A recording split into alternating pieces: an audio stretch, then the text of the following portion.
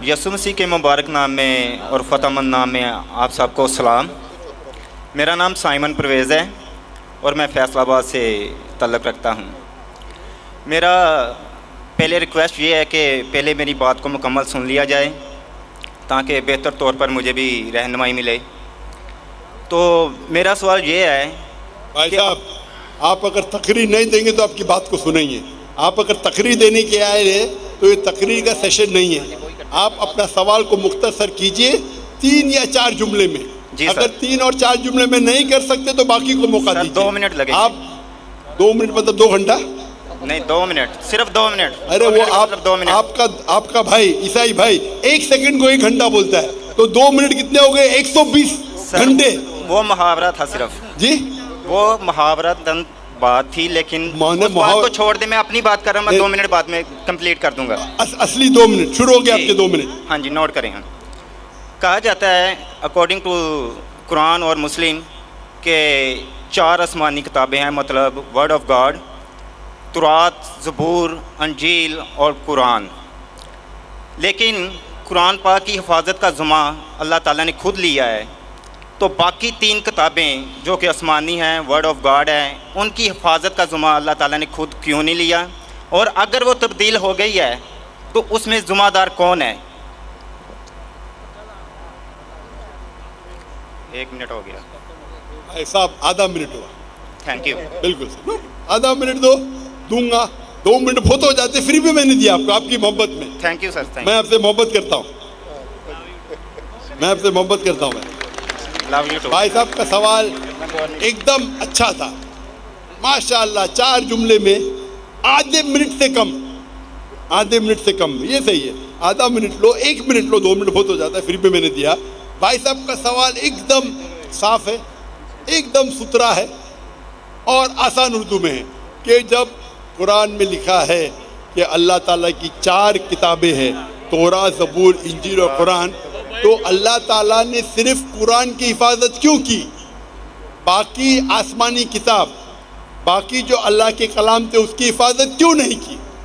बहुत अच्छा सवाल, जिसका मैंने सवाल मुख्तसर सा दिया था। डिटेल मैंने मेरी तकरीर में शायद आपने सुना नहीं होगा। और भाई साहब सही कहते हैं कि कुरान मजीद में ज़िक्र अल्लाह ताला फरमाते सूरह रौद में, सूरह नंबर 13 आयत नंबर 38 में, वलिकुल्ली अजलिन किताब, हर दौर में हमने किताब भेजी, किताब नाजिल की। नाम से सिर्फ 4 का जिक्र है, तौरा, ज़बूर, इंजील और कुरान। तौरा वो वही है, वो किताब है जो अल्लाह ने मूसा अलैहिस्सलाम पे नाजिल की। ज़बूर वो किताब है, वो वही है जो अल्लाह ने दाऊद अलैहिस्सलाम पे नाजिल की। इंजील वो किताब है, वो वही है जो अल्लाह ने ईसा अलैहिस्सलाम पे नाजिल की। और कुरान मजीद अल्लाह सुब्हानहू व तआला की आखिरी किताब है, आखिरी नबी मोहम्मद सल्लल्लाहु अलैहि वसल्लम पे नाजिल की। भाई साहब का एकदम अच्छा सवाल है कि अल्लाह ने जब कुरान मजीद में कहा, और मैंने जिक्र किया सूरह हिजर में, सूरह नंबर 15 आयत नंबर 9 में, कि हमने कुरान नाजिल की, हम उसकी हिफाजत करें, तो अल्लाह ताला ने सिर्फ कुरान की हिफाजत क्यों की?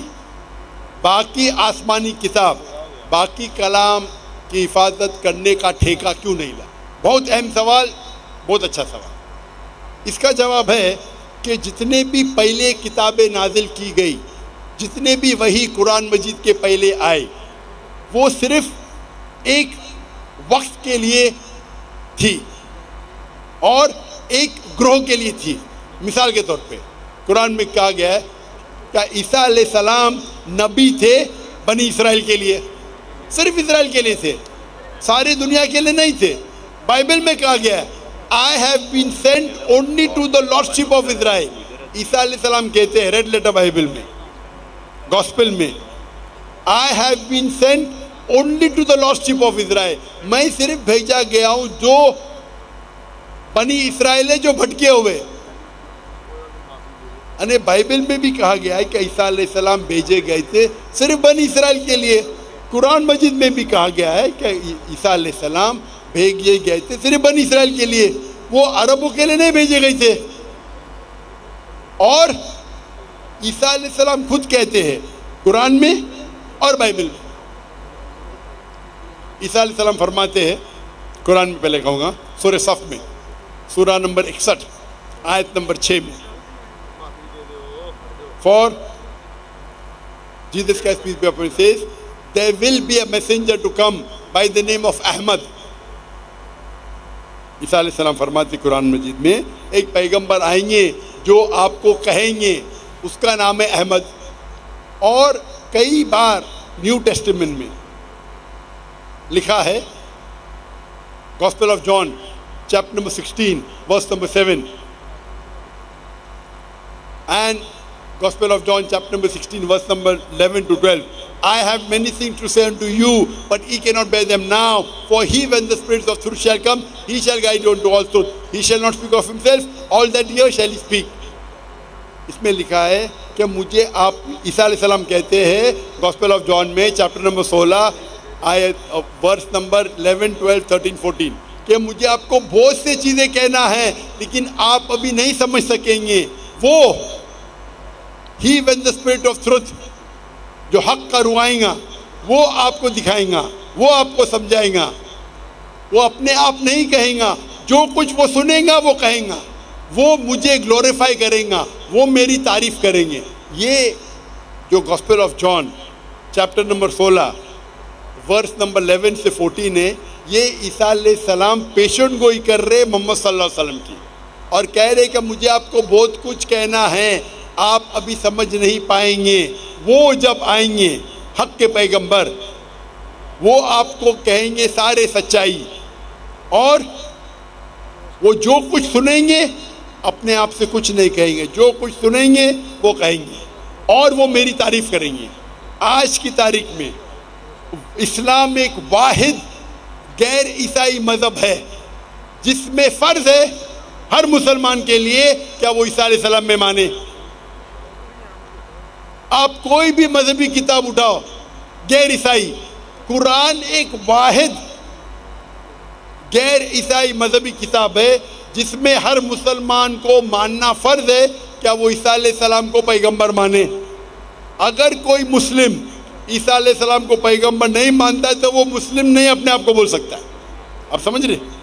تو عیسیٰ علیہ السلام آئے تھے صرف بنی اسرائیل کے لیے، موسیٰ علیہ السلام بھی آئے تھے بنی اسرائیل کے لیے.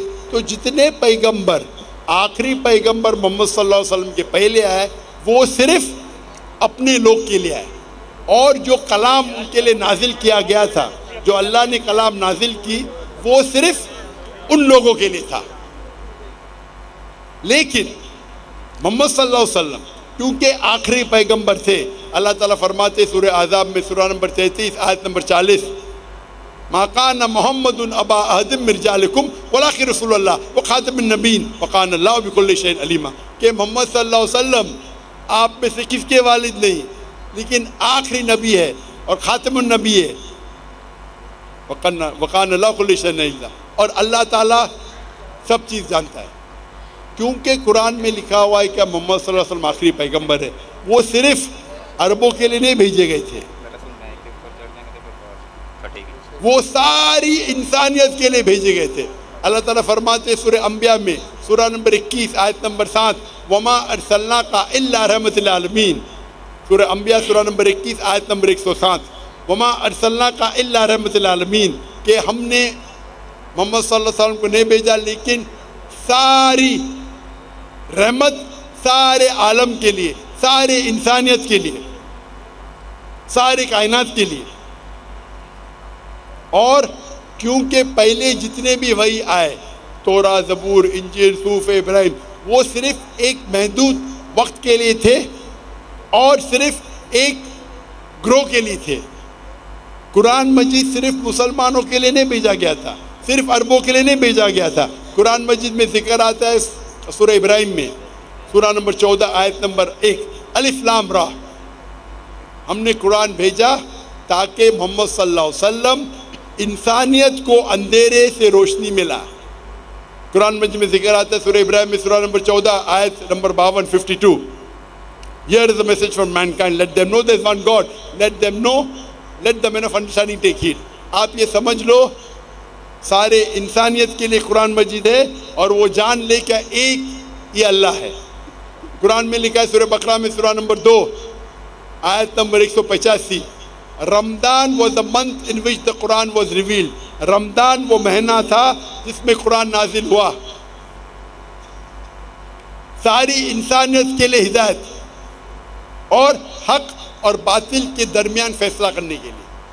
قرآن میں ذکر آتا ہے سورہ زمر میں، سورہ نمبر 39 آیت نمبر 41 کہ قرآن مجید اللہ نے نازل کیے محمد صلی اللہ علیہ وسلم پہ تاکہ وہ انسانیت کو ہدایت دے، صرف مسلمان کو نہیں، صرف عربوں کو نہیں، تو کیونکہ قرآن مجید اللہ کا آخری کلام ہے، اس کے بعد کوئی اور کلام نہیں آئے گا۔ اللہ سبحانہ و تعالیٰ نے باقی جتنے کتاب آئے ان کو محفوظ رکھنا صحیح نہیں سمجھا اور لاجیکل ہے۔ ہم جب جاتے ہیں، ہم جب پڑھتے ہیں، ہم جب تحقیق کرتے ہیں سائنس میں، تو سائنس کے اندر آپ جب پڑھائی کرتے ہیں تو آپ لیٹسٹ ایڈیشن کی کتاب پڑھیں گے یا پرانی کتاب؟ پرانی کتاب میں ہو سکتا ہے غلطیاں ہے، ہو سکتا ہے غلطی نہیں ہے، ہو سکتا ہے انکمپلیٹ ہے، آپ کون سی کتاب پڑھیں گے؟ Latest edition. تو قرآن مجید اللہ سبحانہ و تعالیٰ کا آخری کلام ہے انسانیت کے لیے، اور اللہ تعالیٰ نے اس کے اندر سارے انسانیت کے حل دیے۔ آپ پوچھیں گے اللہ تعالیٰ نے قرآن مجید پہلے کیوں نہیں نازل کی؟ پہلے کیوں تورا کی، پھر زبور کی، پھر انجیل کی، پھر قرآن؟